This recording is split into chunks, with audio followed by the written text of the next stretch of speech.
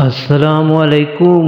کچھ ایسے اقوال جو آپ کو آپ کی زندگی کا مقصد سمجھا سکتے ہیں، تو چلیں شروع کرتے ہیں۔ ملازم سے راز کہنا اسے ملازم سے مالک بنا لینا ہے۔ جلد بازی حماقت ہے اور یہ انسان کی بدترین کمزوری ہے۔ غصہ ہمیشہ بے وقوفی سے شروع ہوتا ہے اور شرمندگی پر ختم ہوتا ہے۔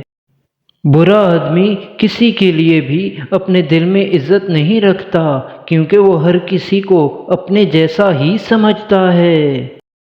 دولت کی اصل خوبی یہ ہے کہ وہ انسان کے پاس ہمیشہ نہیں رہتی، اور اگر رہ جائے تو انسان نہیں رہتا۔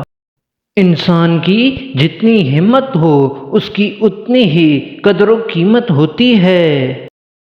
جسم کی بیماریاں پرہیز سے جاتی ہیں اور روح کی بیماریاں پرہیزگاری سے۔ اپنے آپ کو عزت دو گے تو دوسرے آپ کا احترام کریں گے۔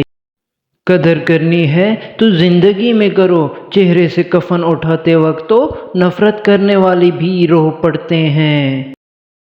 دوستو، آج کے اقوال آپ کو کیسے لگے ہیں کمنٹ میں ضرور بتائیے گا۔